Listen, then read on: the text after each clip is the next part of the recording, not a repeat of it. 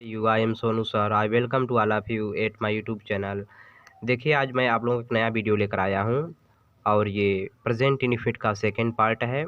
इसमें आप लोग निगेटिव सेंटेंस का अनुवाद पढ़ेंगे कि कैसे अनुवाद किया जाएगा। निगेटिव सेंटेंस यानी कि नकारात्मक वाक्य, इसमें नहीं शब्द देता है, तो नहीं कि अंग्रेजी नाट होता है, आप सभी लोग जानते हैं। तो इस टाइप के अनुवाद करने के लिए हम लोगों को डू और डज का प्रयोग करना पड़ता है। एक वचन कर्ता के साथ डज, बहुवचन कर्ता के साथ डू। और ध्यान रखें कि नाट का प्रयोग हम लोग इनके बाद यानी कि तीसरे जगह पर नाट का प्रयोग करते हैं।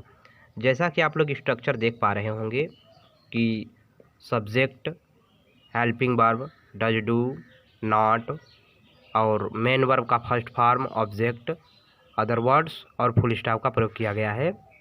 आइए अनुवाद का जो तरीका है कैसे करेंगे देख सकते हैं एग्जाम्पल में।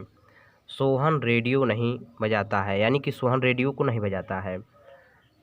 तो पहले क्या था कि रेडियो सोहन बजाता था और अब क्या है कि नहीं बजाता है। तो इसमें नहीं का भाव दे रहा है, तो हम लोगों को सबसे पहले सोहन की अंग्रेजी लिखनी चाहिए सूत्र के आधार पर। और फिर सोहन देख लीजिए कि एक वचन में है, इसलिए यहाँ पर डज का प्रयोग किए हैं और उसके बाद हम लोग नाट लगाए हैं। और फिर क्या है कि वर्ब का फर्स्ट फॉर्म लगाए हैं, जैसे खेलना या बजाना जो भी है यहाँ पर प्ले। और इसके बाद ऑब्जेक्ट यानी कि रेडियो को लिखे हैं। तो अनुवाद करते समय ध्यान देना है कि कौन क्या किसे, यानी कि कौन है क्या करता है किसको, यानी कि सोहन है क्या करता है बजाता है किसको, रेडियो को। तो नियम के अनुसार आपको Sohan does not play radio बना देना है। अब देखिए दूसरा क्या है कि तुम बाजार नहीं जाते हो। तो इसमें सब्जेक्ट यू है और यू बहुवचन में आता है, इसलिए इसके साथ हम लोग डू का प्रयोग किए हैं। तीसरे जगह पर नाट आ गया है और फिर वर्ब और ऑब्जेक्ट का प्रयोग किए हैं, यानी कि you do not go to market या बाजार। तीसरा एग्जाम्पल में देख लीजिए, रंजना कहानी नहीं पढ़ती है। तो इसमें हम लोग बनाए हैं Ranjana does not read the story, यानी कि रंजना एक वचन है, इसलिए इसके साथ डज का प्रयोग किए हैं। और फोर्थ में देख सकते हैं कि वे कार नहीं चलाते हैं। यहाँ पर दे ढेर सारे लोग हैं कि भाई वे लोग कार नहीं चलाते हैं, तो यहाँ पर हम लोग दे का प्रयोग करेंगे और उसके साथ डू नॉट का प्रयोग किया गया है। पूरा बन गया है कि they do not drive car, यानी कि अंततः हम यही कह सकते हैं कि नेगेटिव सेंटेंस ऐसा वाक्य होता है जिसमें नहीं दिया रहता है। और ऐसे अनुवाद को हल करने के लिए हम लोगों को जो है कि डू नॉट और डज नॉट का हेल्प लेना पड़ता है। तो जैसा करता रहेगा वहाँ पर हम लोग वैसा सहायक क्रिया का प्रयोग करेंगे। वाक्य के बाद सिंगल इंट्रोगेटिव सेंटेंस आता है, जिसका हिंदी अर्थ होता है एकहरा प्रश्नवाचक वाक्य। एकहरा प्रश्नवाचक वाक्य ऐसे वाक्य होते हैं जो क्या शब्द से शुरू होते हैं, यानी कि जिनसे प्रश्न किया जाता है क्या से। और ऐसे वाक्यों का जवाब हम लोग हाँ या ना में देते हैं। जैसे कोई पूछ ले आपसे कि क्या तुम ठीक हो, तो आप कहोगे हाँ मैं ठीक हूँ, या तो कहोगे नहीं मैं ठीक नहीं हूँ। इस तरह से हम कह सकते हैं कि single interrogative are started with क्या शब्द। सिंगल में क्या दिया रहता है, हमेशा क्या क्या क्या क्या, हमेशा शुरू में बस क्या ही आएगा और उसके अलावा कुछ नहीं आ सकता है। तो ऐसे सेंटेंसों का अनुवाद करने के लिए हम लोग को जो फार्मूला लिखा है देख सकते हैं, जैसा कि helping verb, subject, main verb, object, other words. यानी कि सबसे पहले हम लोग सहायक क्रिया लगाते हैं फिर कर्ता। कहने का मतलब ये है कि जैसे पहले हम लोग कर्ता लगाते थे, अब कर्ता नहीं लगाना है, पहले हम लोग को सहायक क्रिया ही रख देना है। डू डज को पहले रख देना है और कर्ता को बाद में, यानी कि दूसरे नंबर पर कर्ता हो जाएगा, बस अल्टा पल्टी हो जाएगा उसका।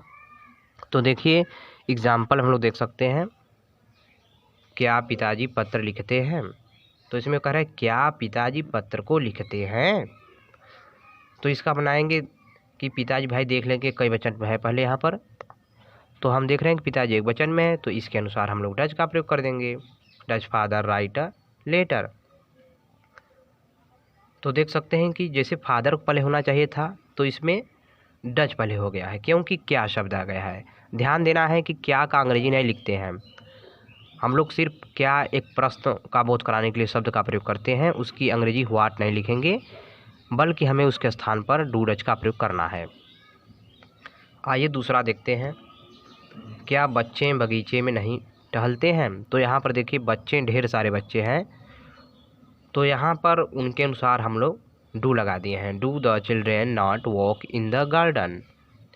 अब तीसरा देख सकते हैं यहाँ पर, क्या वे नदी पार नहीं करते हैं? तो यहाँ पर देखिए क्या वे नदी नहीं पार करते हैं, यानी कि ढेर सारे लोग हैं यहाँ पर भी, तो हम लोगों को डू का प्रयोग करना पड़ेगा शुरू में।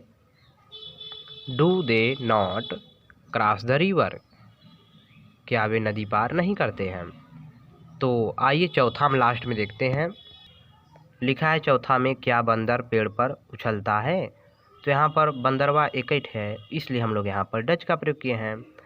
Does the monkey not jump on the tree?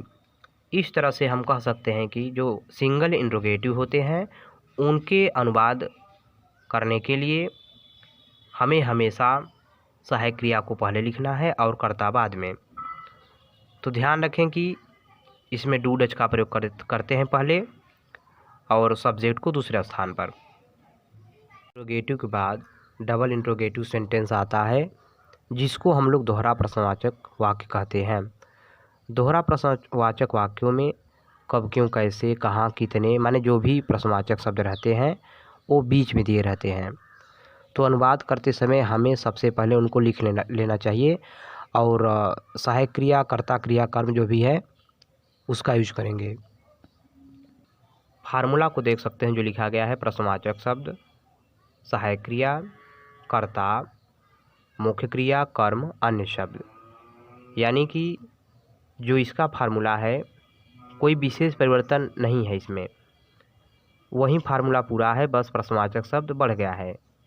भाई जैसे एक मेहमान बढ़ा है तो हम लोग उसको भी तो बढ़ा लेंगे, उसके लिए भी आइटम बढ़ा लेंगे जो भी रहेगा, तो उसको भी स्वागत करना हमारा ज़रूरी है। तो सिर्फ वही चीज़ है, इसमें बीच में कब, क्यों, कैसे आ गया है तो हम लोग उसको पहले लिख लेंगे। तो देखिए यहाँ पर जैसा कि एग्जाम्पल देख पा रहे होंगे आप लोग, तुम कहाँ रहते हो? तो हम लोग कहाँ के अंग्रेजी सबसे पहले लिखे हैं वेयर, और इसके बाद सहायक क्रिया का प्रयोग किए हैं डू, क्योंकि कर्ता बहुवचन है यहाँ पर। You live, where do you live, तो इसका पूरा बन गया वेयर डू यू लिव। तो देख पा रहे हैं कि आप लोग कि वेयर बढ़ गया है, सिर्फ अगर वेयर को हटा दिया जाए तो क्या बन जाएगा, क्या तुम रहते हो, तो सिंगल बन जाएगा। तो इसमें सिर्फ प्रश्नवाचक शब्द बढ़ जाता है। अब दूसरा देखिए, वह मुझे पसंद क्यों नहीं करता है? Why does he not like me? तो इसमें देख रहे हैं कि क्यों आया है, तो हम लोग क्यों के अंग्रेजी लिख लिए हैं और वह एक वचन है इसलिए वहाँ पर डज का प्रयोग किए हैं। तो पूरा बन गया why does he not like me? वह मुझे क्यों पसंद नहीं करता है। तीसरा देखिए, वह तुम्हारे लिए प्रतिदिन क्या लाता है? तो पहले क्या को हम लोग लिख लेंगे, जो क्या दिया है उसको पहले लिखेंगे और फिर हेल्पिंग वर्ब का प्रयोग करेंगे। तो यहाँ पर देखिए वह करता है, तो वह तो एक वचन में है इसलिए हम लोग को डज लगाना पड़ा है यहाँ पर। तो इसका पूरा बन पाएगा what does he bring for you every day. Example देखते हैं, वे वहाँ से कब आते हैं? तो सबसे पहले हम लोग कब की अंग्रेजियाँ लिख लेंगे, तो वेन, फिर इसके बाद देख लेंगे कि कर्ता कई वचन में है, तो यहाँ पर देखिए वे बहुवचन में है इसलिए हम लोग यहाँ पर डू का प्रयोग करेंगे। When do they come from there, तो इसका पूरा बनेगा when do they come from there. तो देखिए अंत में हम यही बताएंगे कि जो डबल इंट्रोगेटिव सेंटेंस होते हैं ऐसे वाक्यों का अनुवाद हमेशा प्रश्नवाचक शब्द से होता है, फिर उसके बाद हेल्पिंग वर्ब का प्रयोग करते हैं, सब्जेक्ट, मेन वर्ब, ऑब्जेक्ट। यानी कि अनुवाद करने से पहले समझना बहुत ज़रूरी है कि कैसे करते हैं, कैसे नहीं करते हैं, और फार्मूला भी आपको आना चाहिए।